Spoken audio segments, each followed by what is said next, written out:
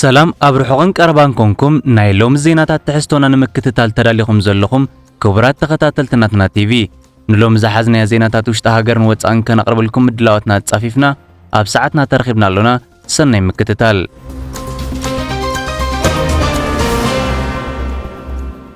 كاندي نتبتا زينا إرترا نتي روسيا قبل على يوكرين زفتصمو تورار زخون وسانه حفشو بايت حبرات هاجرات ናይ ተቃውሞ ድምጽ ከም ዝሃበት ይግለጽ ኣሎ። ኬንያ አምባሳደር ኤርትራን ዲን ዲፕሎማሲያዊ ኮርን ኣብ ናይሮቢ አምባሳደር በይነ ርእሶም ምስኪናዊ አምባሳደር ቤት ጽሕፈት ሕብራት ሃገራት ፕሮግራም አካባቢ ሕብራት ሃገራትን አምባሳደር አባቡ ናሙዋምባ ተራኺቡ ከም ዝዘተ ይግለጽ ኣሎ። ኤርትራ ንጥፈታት ህዝባዊ ዲፕሎማሲ ኣብ ወጻኢ ሃገራት ዝነብሩ ዜጋታት ከም ዝተኻየደ ተገሊጹ። ዋሽንግተን ትራምፕ ኣብ ናይ ኤውሮጳ ንግዳዊ ስምምዕ ሚእታዊት ርእሰ ተኣማንነት ከም ዘለዎ ንቀዳማይ ሚኒስተር ኢጣልያ ጆርጂያ ሜሎኒን ምዝራቡ ይግለጽ ኣሎ። ኣሜሪካ ንግዳዊ ኩናት ታሪፍ ኣሜሪካን ቻይናን ኣብ መሸጣ ብራሽ ትራምፕ ወሰኽ ከም ዘስዓበ ይግለጽ ኣሎ። ኤርትራ ነቲ ሩስያ ኣብ ልዕሊ ዩክሬን ዝፈጸመቶ ወራር ዝኾነ ውሳነ ሓፈሻዊ ባይቶ ሕብራት ሃገራት ናይ ተቃውሞ ድምጽ ከም ዝሃበት ይግለጽ ኣሎ። ሓፈሻዊ ባይቶ ሕብራት ሃገራት ምትሕብባር ሕብራት ሃገራትን ዞባውን ካልኦት ትካላትን ኣብ መንጎ ሕብራት ሃገራትን ቤት ምኽሪ ኤውሮጳን ዝግበር ምትሕብባር ብዝብል ብ16 ሚያዝያ 105 ሃገራት ድምጽ መሃበን ይግለጽ ኣሎ። ኤርትራ ሓንቲ ካብተን ነዚ ውሳነ ሓፈሻዊ ባይቶ ሕብራት ሃገራት ነቲ ሩስያ ኣብ ልዕሊ ዩክሬን ዝፈጸመቶ ወራር ዝኾነ ውሳነ ሓፈሻዊ ባይቶ ሕብራት ሃገራት ናይ ተቃውሞ ድምጽ ዘስማዓት 9 ሃገራት እያ።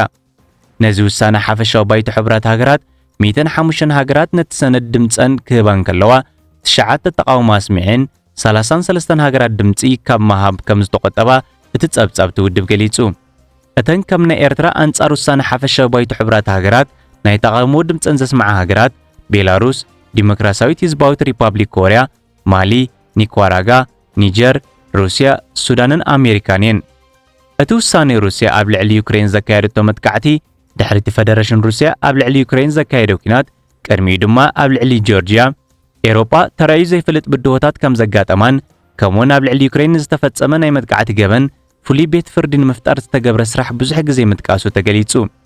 ብወገን ወከልቲ ልኡኽ ሩስያ እቲ ውሳነ ቅቡል ዘይኮነ ፖለቲካዊ ቅጥዕታት ዘጠቓለለ ምዃኑ ገሊጹ። ኣሜሪካ ብወገና እቲ ውሳነ ንሰላም ንምርግጋጽ ንዝግበር ምዕባለ ኣበርክቶ ዘይገብር መግለጺታት ዝሓዘ ምዃኑ ብምግላጽ መዛረብያ ርእስቲ ዜና ኮይና ትርከብ።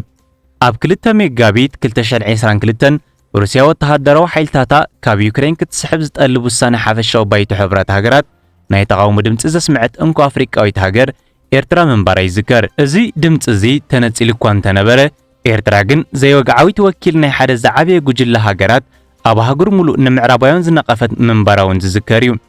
ከምኡውን ኣብ ወርሒ ለካቲት ናይ ዝዓመት ኣሜሪካ ቤላሩስን ሩስያን አንጻርቲ ኣብ ዩክሬን ኩሉ መደያዊ ፍትሓውነት ነባርን ሰላምን ምድንፋዕ ብዝብል ውሳነ ሕብራት ሃገራት ናይ ተቃውሞ ድምጽን ከም ዘስማዓ ይፍለጥ።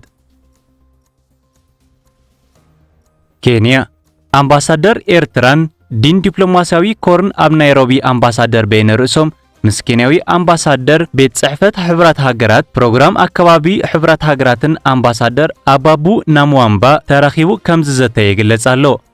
አምባሳደር ኤርትራን ዲን ዲፕሎማሲያዊ ኮርን ኣብ ናይሮቢ አምባሳደር በይነ ርእሶም ምስኪናዊ አምባሳደር ኣብ አፍሪካ ኣብ ናይሮቢ ጥራይ ዝርከብ ዋና ቤት ጽሕፈት ሕብራት ሃገራት ኣብ ናይሮቢን ፕሮግራም አካባቢ ሕብራት ሃገራትን አምባሳደር አባቡ ናሙዋምባ ትማሊ ሐሙስ 17 ሚያዝያ ዘተ ከም ዘካየደ ተገሊጹ።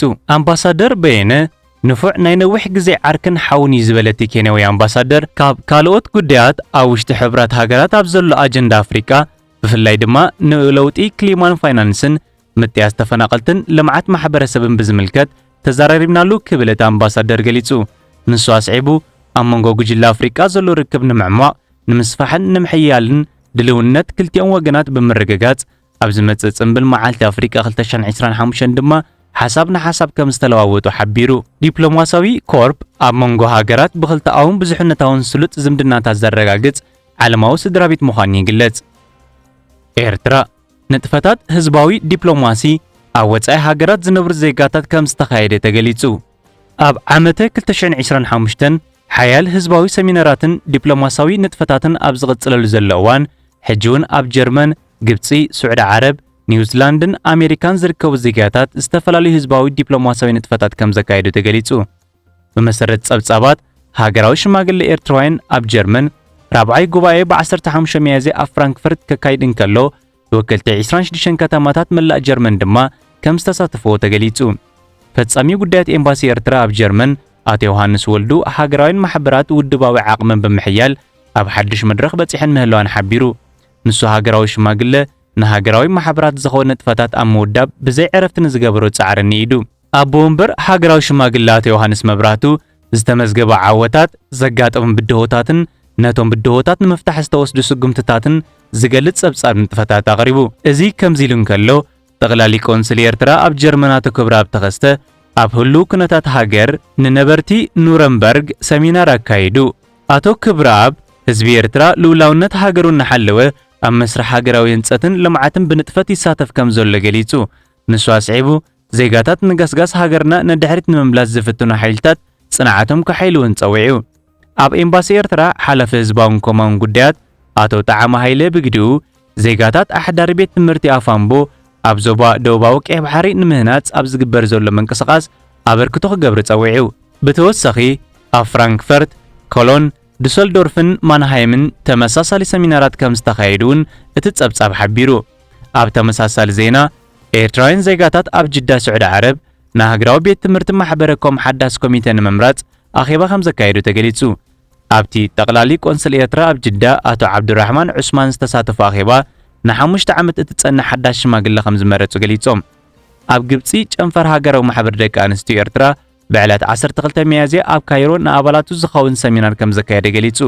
ኣብቲ መደብ ሓላፊት ሃገራዊ ማሕበር ኤርትራን ደቂ ኣንስትዮ ዞባ ደቡባዊ ቀይ ባሕሪ ወይዘሮ ሰዓድያ ኢብራሂምን ሓላፊት ጨንፈር ማሕበር ኣብ ግብጺ ወይዘሮ ካልቱም ኣደምን ብዛዕባ ህልው ኩነታት ኤርትራን ደቂ ኣንስትዮ ግብጺ ሰፊሕ መብርሂ ከም ዝሃባ ተገሊጹ።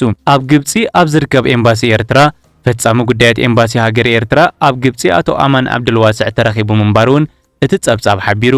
ብተመሳሳሊ ኣብ ኦክላንድ ኒውዚላንድ ዝርከብ ማሕበረኮም ኤርትራ ኣብቲ ብዕለት 6 ሚያዝያ ኣብቲ ሃገር ዝተኻየደ ሃገራዊ ባህላዊ ፌስቲቫል ከም ዝተሳተፈ ገሊጹ።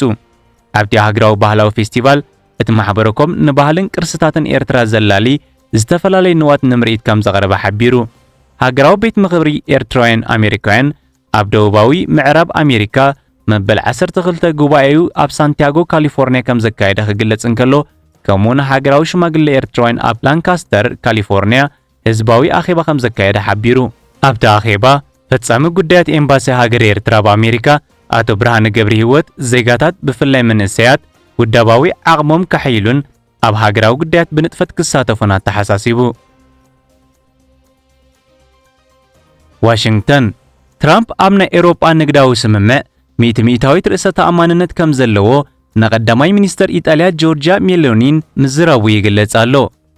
ፕሬዚደንት ኣሜሪካ ዶናልድ ትራምፕን ቀዳማይ ሚኒስተር ኢጣልያ ጆርጂያ ሜሎኒን ብሓሙስ 17 ሚያዝያ ኣሜሪካን ኤውሮጳን ኣብ ገለ ቀረጽ ጸንሐ ናይ 9 መዓልታት ዕረፍቲ ቅድሚ ምዝዛሙ ንግዳዊ ስምምዕ ክትገብር ከም ትኽእል ብርእሰ ተኣማንነት ምግላጻ ተሓቢሩ። 27 ሃገራት ዝሓቆፈ ሕብረት ኤውሮጳ ብመሰረት ፖሊሲ ትራምፕ ኣብ ልዕሊ እትዋት ኣሜሪካ ልዕል ዕንቅፋት ይገብራ ዝበለን ሃገራት ንምቕጻዕ ዝስዕቦም ዘሎ ፖሊሲ ኣብ ልዕሊ ሓጺን፣ ኣሉሚንየም፣ መካይንን 25 ሚታዊት ቀረጽ ናብ ሃገር ዝኣቱን ዳርጋ ኣብ ኩሎም ኣቑሑት ድማ ዝሰፍሐ ቀረጽ ምግባር ይፍለጥ። ትራምፕ ኣብ መወዳእታ ምስ ኤውሮጳ ንግዳዊ ስምምዕ ከም ዝገብር ሚእታዊት እርግጸኛ ምዃኑን እዚ ድማ ብናይ ታሪፍ ውሳኔታቱ ንዕዳጋታት ዓለም ካብ ዘናውጽ ንድሓር ኣብቲ ዝገልጾ ዝዓበየ ስምምዕ እምነት ከም ዘለዎ ሓቢሩ። እታ ቀዳማይ ሚኒስተር ኢጣልያ ከም መንጎኛ ኣብ መንጎ ኣሜሪካን ኤውሮጳን ብምዃን ማዕረ ትራምፕ ኣብቲ ሚእታዊት እርግጸኛ ምዃኑ ዝገለጸው ትራምፕ ርእሰ ተኣማንነት ከም ዝነበራ ጸብጻብ ገሊጹ። ንሳ ንምሉእ ሕብረት ኤውሮጳ ዝኸውን ስምምዕ ክትዓጽ ከም ዘይትኽእል እኳ እንተሓበረት እንተኾነ ግን እቲ ዘካየደቶ ግሉጽ ዘተ ንርክባት ኣሜሪካን ኤውሮጳን ዘዳኸመ ንግዳዊ ዘይምርድዳእ ንምፍታሕ ክሕግዝ ከም ዝኽእል ገሊጻ። ቀዳማይ ሚኒስተር ኢጣልያ እታ አንኮም መራሒት ሕብረት ኤውሮጳ ኣብ ወርሒ ጥሪ ኣብ ዝተኻየደ ቃለ መሓላ ፕሬዚደንት ትራምፕ ዝተዓደመት ኮይና ንሱ ድማ ትማሊ ሐሙስ ኣብ ዝገበረቶ ዑደት ንመሪሕነታ ከም ዝነኣደ ተገሊጹ። ኣሜሪካ ንግዳዊ ኩናት ታሪፍ ኣሜሪካን ቻይናን ኣብ መሸጣ ብራሽ ሸቓቕ ትራምፕ ወሰኽ ከም ዘስዓበ ይግለጽ ኣሎ። ንፕሬዚደንት ኣሜሪካ ዶናልድ ትራምፕ ከም መላገጺ ዝተነድፈ ብቻይና ዝተሰርሐ ናይ ሸቓቕ ብራሽ ብሰንኪ ኣብ መንጎ ቻይናን ኣሜሪካን ዝካየድ ዘሎ ንግዳዊ ኩናት ብሰንኪ ምውሳኽ ታሪፍ መሸጣ እዚ ምስሊ እቲ ፕሬዚደንት ዘሎ ናይ ሸቓቕ ብራሽ ኣብ መሸጣ ዓብዪ ወሰኽ ርእዩ ምህላው ተገሊጹ። እታ ብጫ ናይ ትራምፕ ምስሊ ዘለዋ ናይ ሸቓቕ ብራሽ ሓዳስ ከም ዘይኮነት ውጽኢት ናይቲ ፋብሪካታት ቻይና ብሰንኪ ህቡብነቱ ኣብ ቻይና ይኹን ኣብ ኣሜሪካ ኩሉ ዓይነት ትራምፕ ዝብል ቴማ ዘለዎ ፍርያት ዝልእኻሉ ዝነበራ ምዃኑ ይግለጽ። ኣብዚ እዋን ግን ብዙሓት ቻይናውያን ነቲ መስሓቕ ናይ ሸቓቕ ብራሽ ንፕሬዚደንት ኣሜሪካ ኣብ ልዕሊ ኣቑሑት ቻይና ዓቢ ንግዳዊ ቀረጽ ድሕሪ ምውሳኑ በቲ ምስሊ እቲ ፕሬዚደንት ዘለዎ ናይ ሸቓቕ መጽረይን ይገዝዎ ምህላዎም እዩ ዝግለጽ ዘሎ። እቲ ኣብዚ ሰሙን ብኢንተርነት ቅልጡፍ ተፈላጥነት ዝረኸበ ናይ ሸቓቕ ብራሽ ካብ 13.9 ዩዋን ወይ $1.9 ክሳብ $2.6 ክሽየጥ ከም ዝተራእዩ ተሓቢሩ።